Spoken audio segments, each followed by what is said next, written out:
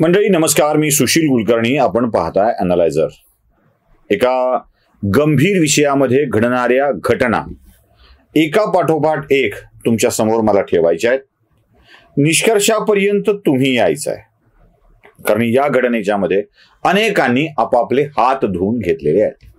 घटना असते एका पहाटे 5:45च्या सुमारास एक स्त्री साताऱ्याला जाण्यासाठी पुण्याच्या स्वारगेट बसस्थानकावर उपस्थित असते.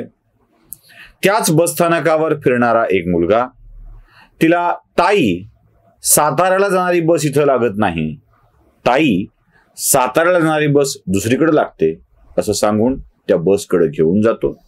बसमध्ये नेतो आणि सुरुवातीला ताई म्हणून तिला बसमध्ये गेल्यावर तिच्यावर अतिप्रसंग करतो. महिला खाली उतरते. तिला थोड्या वेळ काहीच कळत नाही काय घडलंय ते. मग ती आपल्या मित्रांना फोन करते. मग पोलीस ठाण्यात फिर्याद दाखल होते. तक्रार दाखल झाल्याबरोबर एक भूकंप येतो. मीडिया हे प्रकरण उचलतं. मीडियाने प्रकरण उचलल्याबरोबर राजकीय नेत्यांना एक संधी चालून आलेली असते. वसंत मोरेंच्या सारखा नेता ह्या प्रकरणाला आपली पसंत बनवत बऱ्यापैकी बसस्थानकाचा विध्वंस करतो. मग त्यानंतर उद्धव ठाकरे मोरेंना फोन करतात. तुम्ही जे केलं ते खूप छान केलं असं म्हणतात. त्यांचं कौतुक केलं जातं. हे केलेलं कौतुक वसंत मोरे आपल्या फेसबुकवर टाकतात. उद्धव ठाकरेंच्या गटाकडून सुद्धा शिवसेनेच्या पेजवर हा व्हिडिओ म्हणून टाकला जातो आणि तो व्हायरल होतो.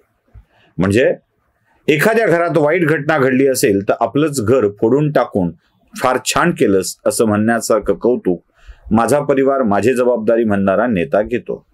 मग पुढे काय? एक एक मंडळी पुढे यायला लागतात. राजकीय दृष्ट्या आरोप व्हायला लागतात. राज्याचं गृह खातं काय करताय? अपयशी ठरलेलं आहे. मग सुप्रिया सुळे एक पत्र ट्विट करतात. मग सुषमा अंधारे काही वेगळं विधान करतात. मग उद्धव ठाकरे काही बोलतात. प्रत्येकाचं आपापल्या परीने या प्रकरणामधलं मांडणी चालू असते. पोलीस या आरोपीला पकडण्यासाठी मोठे प्रयत्न करतात. पुढे त्याच्या गावी जाऊन आरोपीला अटक केली जाते.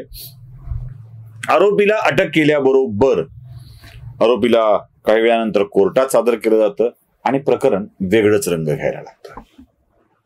पहिल्यांदा वाजिद नावाचे एक वकील आहेत.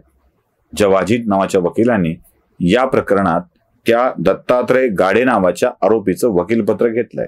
अनेक आरोपी वकील आहेत. त्याच्यापैकी एक वाजिद नावाचे वकील आहेत. त्यांनी काय सांगितलं?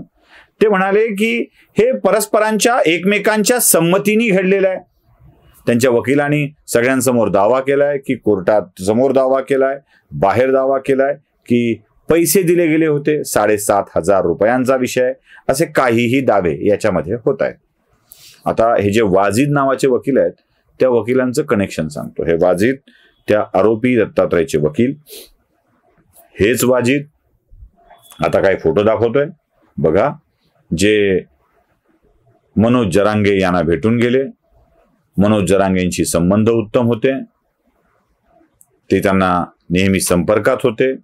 इथे प्रकरण मी ही माहिती थांबवतो, पुढची माहिती सांगतो. हा आरोपी राष्ट्रवादी काँग्रेस शरद पवार गटांच्या नेत्यांचा कार्यकर्ता आहे. हाच आरोपी दत्तात्रय राष्ट्रवादी काँग्रेस पार्टी अजित पवार गटाच्या नेत्यांचाही कार्यकर्ता आहे. याचा वकील मनोज जरांगेंचा पाठीराखा असतो. मनोज जरांगे राष्ट्रवादी काँग्रेस पार्टी शरद पवार गट आणि टीम या सगळ्या विषयामध्ये सरकारवर आगपाखड करत असते. या महिलेला न्याय मिळावा यासाठीची बोलणी करत असते आणि ते करत असताना आरोपी यांच्याच गटाचा निघतो. आरोपीला वाचवायला सुद्धा वकील यांचा निकटवर्तीय निघतो.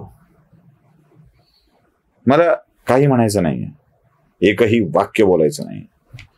राजकीय दृष्ट्या कनेक्शन सुद्धा त्याच पक्षाशी जोडल्या जातं.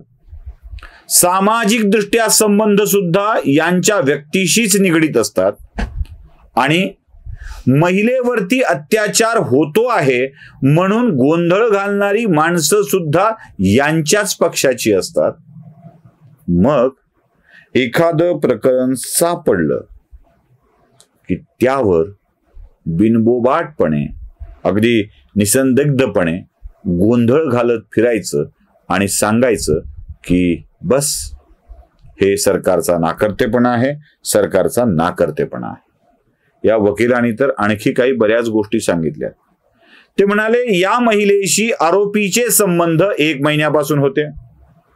नंबर 1.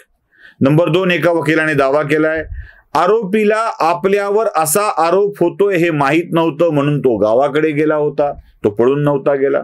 नंबर 3, आरोपींनी या महिलेला 7,500 रुपये दिले होते.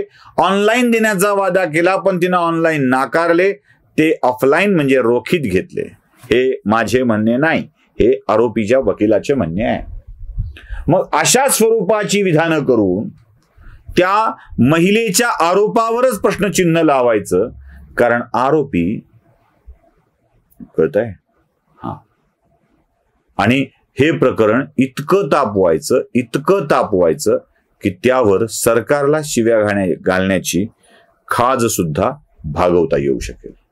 मला एवढंच सांगायचंय, कोणत्याही प्रकरणात निष्कर्षावर येऊन शिव्या घालण्याच्या आधी यातले सत्य नीट तपासून बघण्याची आवश्यकता आहे. आणि त्यातही अजून सांगतो, माझं स्पष्ट मत आहे, अशा प्रकरणात अन्याय घडला असेल तर पीडितेला न्याय मिळायलाच हवा.